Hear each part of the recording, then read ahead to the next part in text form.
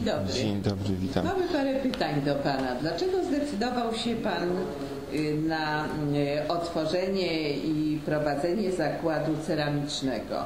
Czy może Pan nam powiedzieć, kiedy to było i co Pana do tego skłoniło? Otwarcie zakładu, rozpoczęcie działalności to było dawno, 29 września dokładnie 1982 roku. Także to już jest długi okres czasu, kiedy to istnieje. W tamtym czasie tu były pomieszczenia, troszeczkę tradycji rodzinnej, no bo dziadek mój pracował w zakładzie kaflarskim, ojciec też. No i po prostu tak w ten sposób to się zaczęło, że zostałem troszeczkę namówiony, żeby zacząć to.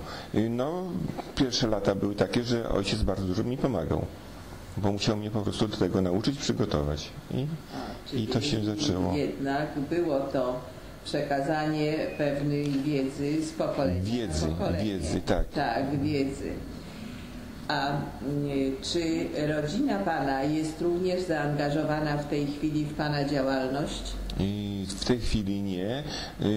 Dziadek nie żyje, ojciec też nie żyje, bo to już te lata minęły, a w tej chwili zostałem sam i jako jedyny prowadzący. Czyli wszystkie decyzje podejmuje tak, Pan w jednym ręku. Jednoosobowo. Tak. Czy mógłby Pan powiedzieć w paru słowach, na jakie trudności Pan napotkał w prowadzeniu firmy? Początki, w tamtym czasie początki były trudne, no bo to był taki czas, że to było inna sytuacja troszeczkę. W międzyczasie miałem jeszcze pożar w zakładzie, zakład się spalił w 1986 roku, trzeba było to odbudować. Poza tym czas się zmieniał. Po 1989 roku już było inaczej. Tamte poprzednie lata były troszeczkę inne. Były trudniejsze? Trudniejsze. Były. A kto Pana wspierał i pomagał w przełamywaniu w pokonywaniu tych trudności? W tamtym czasie ojciec, bo ojciec miał duże doświadczenie i uczył mnie, wszystkiego mnie uczył przy tej działalności, przy tej produkcji. Czy była jakaś taka sytuacja, poza tym pożarem, potraktujmy to jako przypadek? To przypadek, tak. Ale czy była jakaś taka sytuacja, że w tej działalności swojej poniósł Pan jakąś porażkę? Porażkę, która Panu zapadła w pamięci, a której teraz chciałby Pan już uniknąć, albo powiedzieć młodym, że dobrze by było robić tak, żeby podobnych przypadków uniknąć? Nie, porażek nie było. Ten rozwój następował rok po roku cały czas. Zawsze są jakieś trudności. Bywało tak, że surowce były trudno dostępne, potem czasami był problem z kadrą, no bo to też się zmieniało, to różnie to bywało w tym czasie, ale tak jak na tej przestrzeni tych lat porażek takich nie było. Po prostu trudności były, porażek nie, o tak powiem. Czy uważa Pan siebie za człowieka sukcesu? No bo jak porażek nie było, to już jesteśmy bliscy sukcesu. Wobec tego... To można powiedzieć dwojako, że uważam się, bo potrafiłem i cały czas to prowadzę.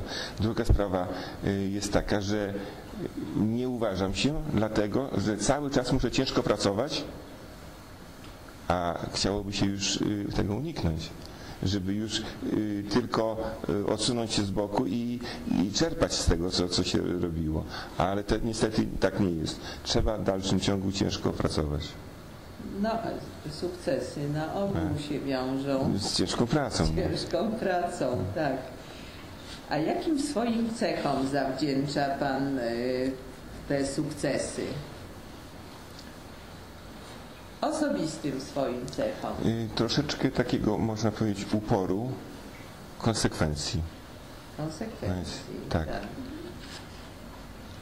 A w jaki sposób odbywa się przekazywanie tych informacji w tej chwili i wiedzy ze strony Pana w kierunku w kierunku na przykład pana załogi, no bo kształci pan sobie kadrę. Tak. Jaka to jest forma? Czy to jest jakaś forma pisemna, czy robicie państwo jakieś spotkania, w trakcie których ta wiedza jest przekazywana, czy to jest doskonalone na stanowisku pracy? To jest doskonalone na stanowisku pracy. Przekazuje się to ustnie, bo nie ma takich pracowników, pracownicy nie mają przygotowania, przychodząc nie mają przygotowania i trzeba to na stanowisku pracy pokazać i przekazać te wiadomości. Gdyby były jakieś fachowe książki, no, powiem szczerze, nie wiem, czy chcieliby czytać. A tutaj jest tak, że jak się pokaże, wytłumaczy to i powtarza się te wszystkie czynności, to jest szansa, że będzie to wykonane. A czy w związku z tym, że i dziadek i pana ojciec byli w pewien sposób związani z tą branżą, czy są w firmie jakieś opowiadania, zdjęcia czy przedmioty, które się wiążą z działalnością tych ludzi z poprzedniego pokolenia? Nie mam. Nie zachowało się. Dziadek był pracownikiem, pracował w zakładzie. Ojciec co prawda był kierownikiem zakładu, ale to był zakład państwowy i po prostu nie było wtedy jeszcze tak. A w jaki sposób pana firma dba o swój wizerunek na zewnątrz? O, przepraszam. Czy tak? No, czy próbujecie państwo się gdzieś reklamować, czy bierzecie udział w targach? Reklama troszkę w internecie, tak jak to w tych obecnych czasach. W targach żadnych nie brałem udziału. Sam jeździłem, żeby coś podpatrzeć. Sam nigdy nie wystawiałem swoich wyrobów. No a w jaki sposób pan pozyskuje klientów? Tylko przez stronę internetową? Nie. Klientów pozyskuję poprzez znajomości. Najpierw to było tak, że jeździłem w terenie do hurtowni, które zajmują się prowadzeniem sprzedaży ceramicznej. Również mam kontakty z dunami, którzy wykonują piece i poprzez nich uzyskałem właśnie dużo klientów, którzy po prostu, osób fizycznych, które kupują, albo w hurtowniach, które zamawiają ten towar i sprzedają dalej. No, czyli w tym środowisku. Cały czas w tym środowisku. Ale to trzeba nieustannie przy tym chodzić, bo to tak samo się nie bierze. No. Czy zdaniem pana firma rodzinna to jest atut czy ograniczenie? No, nie mam takiego doświadczenia, bo zawsze było tak, że byłem, tylko pomoc miałem, nie było to jakiejś tam wspólnoty, nie? Żeby to można powiedzieć, a twój podział pracy jest taki czy taki. Zawsze musiałem ja decydować, a tu miałem tylko od ojca pomoc, że kierunkował po prostu jak to wszystko dalej prowadzić. Podejrzewam, że to był przy rodzinnych firmach, to jest tak, że zakres obowiązków musi być dobrze rozstrzygnięty, żeby można było powiedzieć, że ona dobrze funkcjonuje. Nie, czyli podział pracy, tak. Podział pracy. A jakie takie zasadnicze umiejętności indywidualnych pracowników zapewniają sukces w biznesie?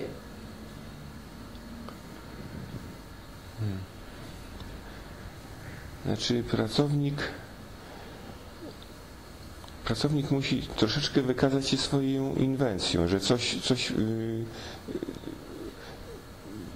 potrafi zrobić coś więcej niż to, co jest mu pokazane. Tutaj trzeba podchodzić w każdym razie na pewno z zaangażowaniem. Z zaangażowaniem, koniecznie. Takiej pracy by się nie wykonywało, ona powinna być wykonywana z zaangażowaniem. A jakie są plany na przyszłość firmy, jeżeli można zapytać, i kto te plany opracowuje? Znaczy, te plany to jest rynek. Bieżąca działalność i bieżąca działalność pokazuje, co trzeba, jakie jest zapotrzebowanie. I pod tym kątem to trzeba nadążyć za rynkiem, nie? W ten sposób. Czy uważa Pan, że w obecnych warunkach można coś skutecznie planować? Nie. To się bardzo szybko zmienia. Nie zaplanuję na dłuższą metę. Co mogę zaplanować? Mogę zaplanować zakupy surowców, no bo muszę wiedzieć, że to muszę mieć na dłuższy czas. Ale to jest kwestia roku, półtora. Na dłuższą metę nie da rady. No to i tak jest dużo. Półtora w obecnych to jest dużo. Tak, ale ja przewiduję, że zapas materiałów, surowców musi być taki. A czy próbuje Pan również rozszerzyć swoją działalność na rynki sąsiednie, poza rynkiem polskim? W tej chwili mam zamówienia z Litwy, troszeczkę z Białorusi, ale to jest bardzo mało. Wiem, że w niektórych hurtowniach zaopatrują się właśnie obywatele z tamtych krajów. Więcej na razie nie próbowałem. Czyli Pana strategia pozyskiwania klienta opiera się właśnie na tych kontaktach z hurtowniami? Z hurtowniami, głównie z Dunami, którzy są bezpośrednimi... Oni napędzają po prostu. No. W chwili obecnej ma Pan załogę jak liczną? 3 osoby. 3 osoby. I jest Pan zadowolony z tej załogi? Tak. No i jak chciałby Pan jak Pan ich motywuje, żeby nie odeszli w tej chwili z tego zakładu? No bo rozumiem, że jest bezrobocie, ale... Bezrobocie ich trzyma w tej chwili. Bezrobocie ich trzyma. Tak. Troszeczkę jest tak, że sporo się nauczyli. No szkoda by było to zmarnować i gdzieś tam sobie i szukać niewiadomego. To jest zawsze jest problem. No a wobec tego jak próbuje Pan ich troszeczkę zawsze finansowo, to też jest taki dobry zastrzyk, że zostaną. Jak forma premiowania. Premiowania jest. Forma premiowania. Czy liczy się Pan z tym, że przekaże Pan firmę jak komuś z rodziny, następcy? No, to jest kolej rzeczy taka, że po prostu kiedyś człowiek musi odejść i następny. Na razie mam ciężko, bo dzieci się za mocno wykształciły i w innych troszeczkę kierunkach i po prostu będzie problem, ale niewykluczone, że wrócą. No, dzisiaj wiele osób odstępuje od swojego wykształcenia. Tak, i wraca. A w jaki sposób gromadzi Pan i chciałby Pan przekazać tą swoją wiedzę Pana następcom? Jak już będzie ta chęć powrotu, nie będzie najmniejszego problemu. Zakład ciągle produkuje, ciągle jest i przekazanie tego będzie też bardzo szybko następowało. Ale czy w oparciu o dokumentację? Nie, dokumentacji nie, bo to się też zmienia. To się też cały czas zmienia, bo stan w produkcji nie jest stały. Nawet pozyskiwanie surowca raz jest takie, raz jest inne. To też to nie jest tak, że ustalone, zapisane i to jest koniec. To jest cały czas następują zmiany. Inaczej się troszeczkę robiło kiedyś, potem były zmiany, teraz jeszcze inaczej. Czyli zmienia się zarówno baza surowcowa, jak i również sposób wytwarzania też. No, o przyrządowanie. No, to już o tym się nie mówi też tak samo. Kiedyś było inaczej, kiedyś było tylko wypał był drewnem i koniec. Teraz są piece elektryczne, są już gazowe. No, tak samo. Tak.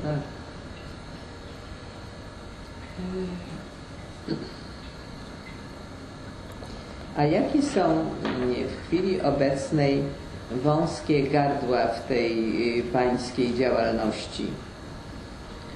Jakie przeszkody napotyka Pan tak na co dzień? No w tej chwili jest problem z surowcem, konkretnie gliną, która jest podstawowym tworzywem do tej produkcji. Dlaczego? Wiąże się to z likwidacją wielu zakładów, które produkowały tę glinę, pozyskiwały. I przy pozyskiwaniu ważna jest jeszcze, żeby ta glina była odpowiednia dla mnie, bo na inne wyroby może być dobra. U mnie musi być szczególnie dobra, bo nie wystarczy zrobić, tak jak to niektórzy mówią, cegła, koniec. U mnie produkcja kafla to pierwsze to wypalenie biskwitu to jest dopiero początek produkcji. Dopiero dalej następuje. I uzyskanie słabszego surowca powoduje, że mam już problemy, że już mam gorzej. Kurczy się ten rynek surowców, w związku z tym trzeba czegoś innego poszukiwać. No a czy to poszukiwanie surowców, w tym poszukiwaniu, kto mógłby Panu pomóc?